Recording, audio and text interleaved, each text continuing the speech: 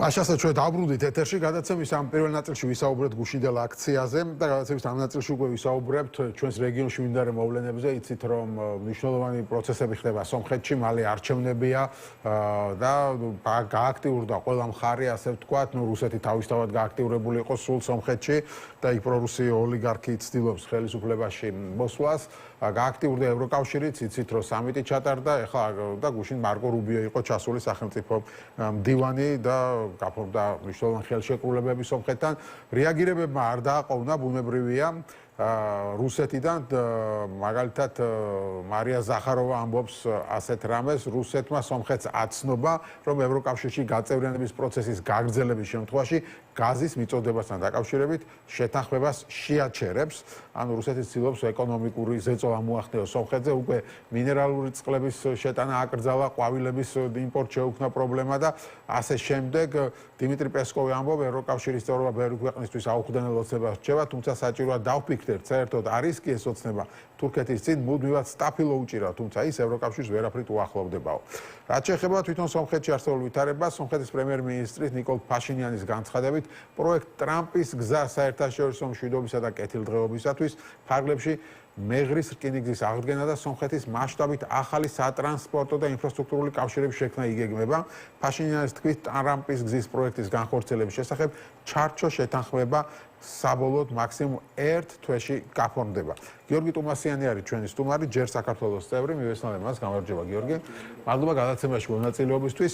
რამდენად რთულ ვითარებას გადის დღეს ახლა სომხეთი, ორივე მხრიდან არის ასე ვთქვათ ინტერესი. ერთი მხრიდან არის შეთავაზებები, ვთქვათ ხო, ევროკავშირის მხრიდან ამერიკა რაღაც პროექტებს თავაზობს, ევროკავშირთან დაახლოებას თავაზობს და მეორე მხრიდან რუსეთისგან არის ბუქარა, რომ აი, ცუდად წავა თქვენი საქმე ეკონომიკურად, გაზ ჩაგიჭრით, იმპორტს აგიგზავნოთ და ასე შემდეგ. რა უნდა ხდეს სომხეთმა ვითარებაში? პირველ რიგში სომხეთი ემზადება საკვანძო არჩევნებისთვის, რომელიც გადაწყვეტს სომხეთის ბედს და პრინციპში რეგიონის გეოპოლიტიკურ არქიტექტურასაც იქონიებს უშუალო ზეგავლენას. რა თქმა უნდა, 7 ივნისის არჩევნები იქნება გადამწყვეტი, გააგრძელებს თუ არა სომხეთი ამერიკასთან და ევროპასთან ამ სტრატეგიულ ურთიერთობებს.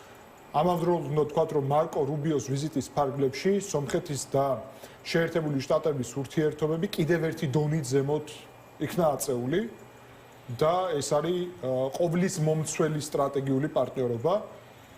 პირველ ეტაპზე გახსოვთ, რომ ჯერ რეგიონში საქართველოს ჰქონდა სტრატეგიული პარტნიორობა ამერიკასთან, შემდგომ ეს შეჩერდა, სომხეთთან იყო ხელმოწერა, მერე აზერბაიჯანიც დაემატა 1 წლის შემდეგ და ახლა აზერბაიჯანი და სომხეთი თანაბარ პირობებში არ არიან, იმიტომ რომ სომხეთთან გაფორმდა ყოვლის მომცველი სტრატეგიული პარტნიორობა, რომელიც მოიცავს სტრატეგიულ მიმართულებებს და დღეს უკვე ვიზიტის ფარგლებში და შედეგად საუბარია იმაზე, რომ NVIDIA-ს მაგალითად მსოფლიოში ყველაზე დიდი ჩიპების წარმოებლის ის ინვესტიცია, რომელიც ხორციელდებოდა, რომელიც თავდაპირველად იყო $500 მილიონი, შემდეგ გაიზარდა $1.5 მილიარდამდე. ახლა საუბარია, რომ ეს არის მხოლოდ პირველი ფაზა და ამას დაემატება კიდევ ინვესტიცია NVIDIA-ს და გარდა ამისა უკვე საუბარია იმაზე, რომ სხვა ამერიკული კომპანიებიც არიან დაინტერესებული ინვესტიციებით, რადგანაც დაიდო პარალელურად კიდევ ერთი შეთანხმება რუბიოს ვიზიტის დროს, რომელიც გულისხმობს სომხეთის სიუნიქის რეგიონის მეტალების და მოპოვების უზარმაზარი პოტენციალი და უკვე არსებული ინფრასტრუქტურაც გააჩნია, ანუ იქ ხდება მოპოვება, საკმაოდ სერიოზული მარაგები არის სომხეთში, მათ შორის მოლიბდენის მაგალითად და დიდი ალბათობით ასევე სპილენძი და დიდი ალბათობით იშვიათი მინერალები, მეტალები და ამ მიმართულებით დაიდო შეთანხმება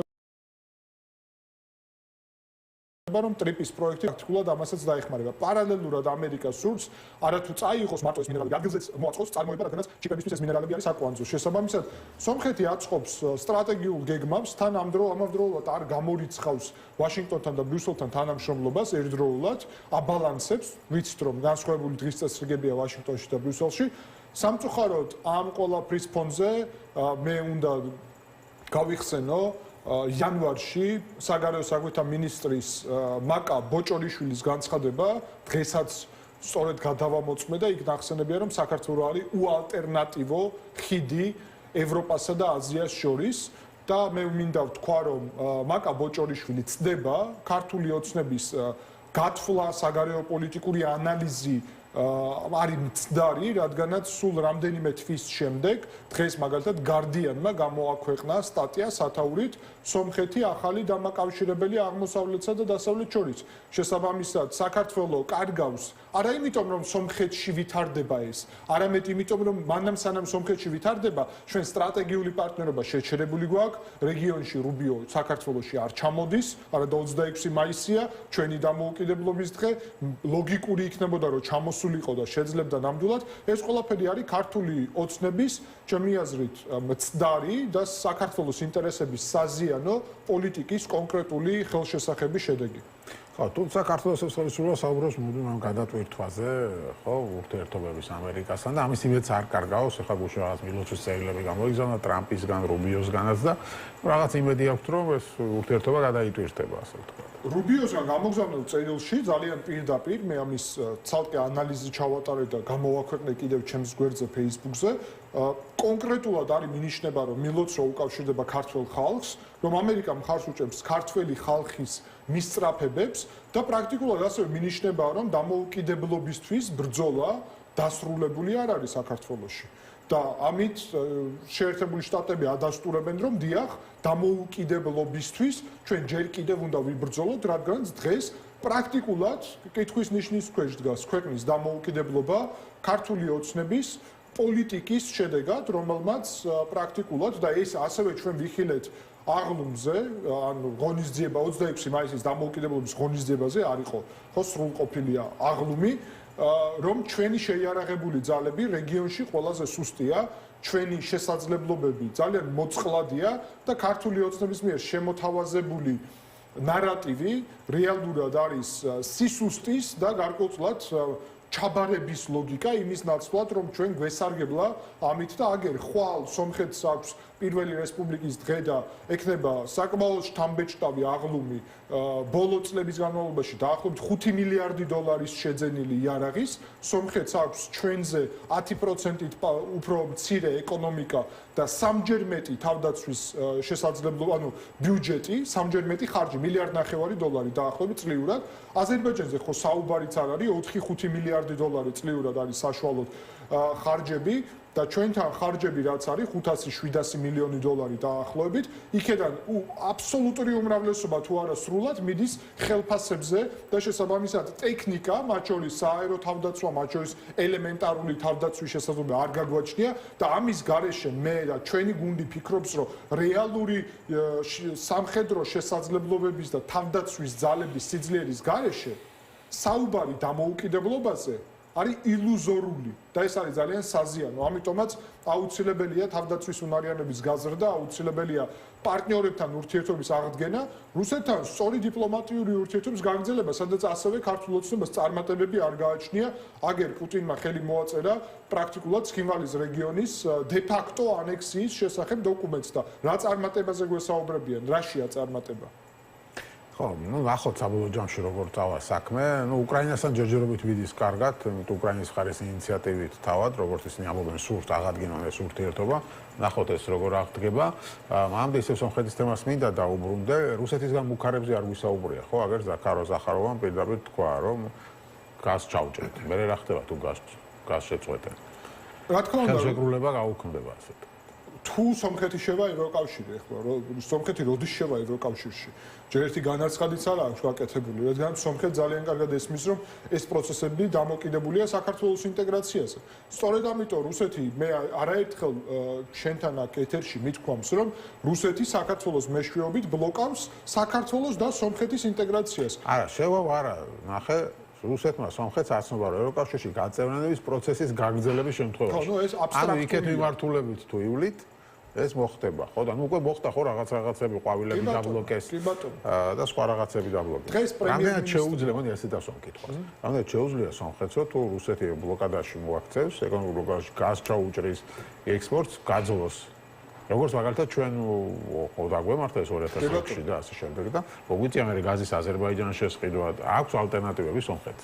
სომხეთს ალტერნატივები აქვს, პირველ რიგში ირანი არის მსოფლიოში ერთ-ერთი უმსხვილესი წარმოებელი გაზის და შეერთებული შტატები ძალიან კარგად ინფორმირებულია, რომ სომხეთს განსხვავებით საქართველოსგან საზღვარი გააჩნია, ისიც ორი საზღვარიდან, ერთი ღია საზღვრიდან და შესაბამისად სომხეთის და ირანის ურთიერთობები სხვა ტიპის არის. სულ მცირე, იმიტომ რომ როცა საზღვარი გაგაჩნია, სხვა ტიპის უსაფრთხოების რისკები გაგაჩნია. გარდა ამისა, მაგალითად, ცალკე თემაა, რომ ირანთან მოლაპარაკებები უწევდათ დასავლეთს, ძირითადად საფრანგეთს, იმიტომ რომ იარაღის მიწოდებაზე საქართველოს ხელს უშლიდა ქართული ოცნება, ასე ვთქვათ, სომხეთს ფრანგული იარაღის მიღებაში. ცალკე თემა იქ კომპლექსურია ეს და ერთ ცალსახა არ არის.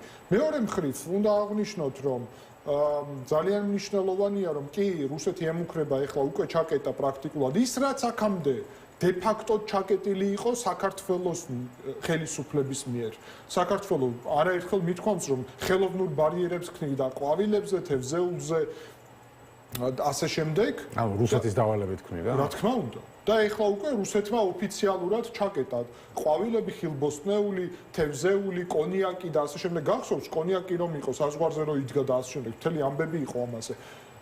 სომხეთის პრემიერ-მინისტრმა ნიკოლ ფაშინიანმა დღეს განაცხადა, რომ სომხეთი აღარ არის ის ქვეყანა, რომელიც სუვერენული არ იყო და სუვერენულია და სომხეთი გააგრძელებს თავის სუვერენულ არჩევანს. შესაბამისად, თუ რუსეთი გააგრძელებს ზეწოლას სომხეთზე, ამის საპასუხოდ სომხეთი კონტრაქტი არის წინა მოღალატე ხელისუფლების მიერ, რუსეთის აგენტურის მიერ გაფორმებული ირანთან ძალიან ვიწრო მილზე, რომელიც გაზპრომს აქვს გადაცემული და უფლება არ აქვს თურმე ირანიდან მიიყიდონ, ანუ 15% გაზი შემოდის ირანიდან და 85% რუსეთიდან, მაშინ როდესაც ირანთან საზღვარი არის და რუსეთთან არა.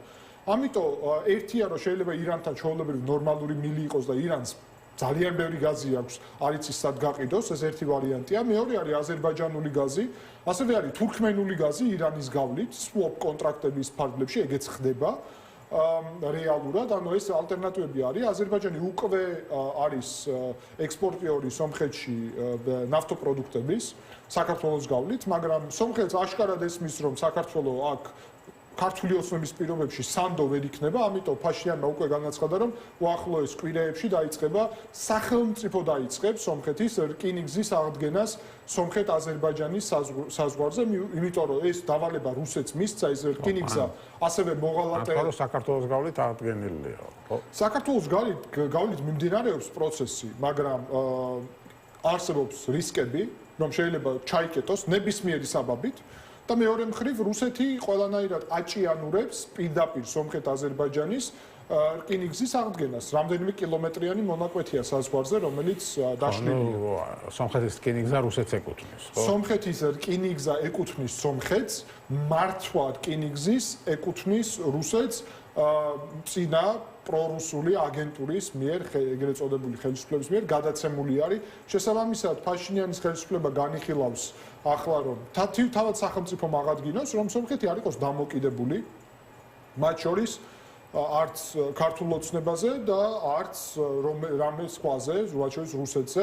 თურქეთმა აგერ მოხსნა შეზღუდვები და არის ეს შესაძლებლობა თუნდაც ბაქო-თბილისი-ყარსით ექსპორტის, მაგრამ კიდევ ერთხელ აქ როცა ჩნდება პროცესში ქართული ოცნება, არავინ იცის ქართული ოცნება როგორ მოიქცევა, იმიტომ რომ ყველა ხედავს, რომ ეს ბოლომდე სანდო ნამდვილად არ არის რუსეთის ტროიას ცხენის როლის ფაქტორი არსებობს. სწორედ ამიტომ სომხეთი ამას აღადგენს და პირდაპირ თურქეთის გავლით ევროპაში გავა, აზერბაიჯანის გავლით ცენტრალურ აზიაში ჩაანაცვლებს ამ ბაზრებს და კიდევ ერთი უნდა ვთქვათ, კი ბატონო, სომხეთს ექნება პირველად ზიანი.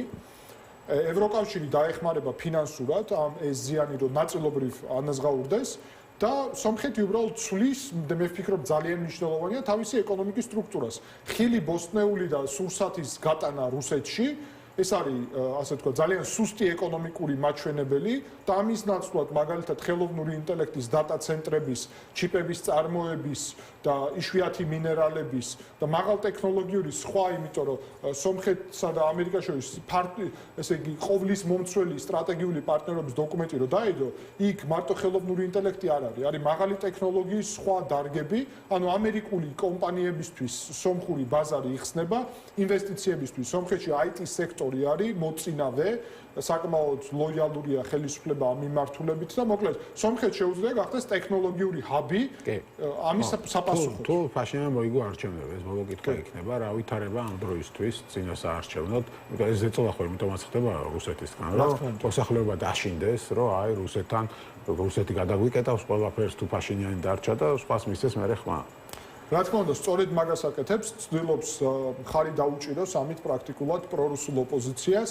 სამი ძირითადი ოპოზიციური მოთამაშე დღეს რუსი ოლიგარქი სამվել კარაპეტიანი, ყოფილი პრეზიდენტი რობერტ კოჩარიანი და კიდევ ერთი ოლიგარქი ბელარუსული გაგიკ წარუკიანი ცდილობენ ხელისუფლებაში მოსვლას ცალ-ცალკე, მაგრამ ერთად პრორუსული ნარატივებით, მათ ღიად მხარს უჭერს კრემლი და ჩვენ ბოლო დღეების განმავლობაში ვნახეთ, მათ შორის გაჟონილი დოკუმენტები, რომლის მიხედვითაც პირდაპირ საუბარია იმაზე, რომ სამվել კარაპეტიანი რუსი ოლიგარქი, რომელზეც არაერთხელ გვისაუბრია მერაბ შენთან აქ სტუდიაში და მე ვამბობდი ამას, მაგრამ ამ დოკუმენტებში ღიად წერია, რომ კარაპეტიანის მეშვეობით უნდა გავიმეოროთ ივანიშვილის სცენარი 2012 წლის და ის უნდა გახდეს სომხური ივანიშვილი. ციტატები არის ამ დოკუმენტიდან.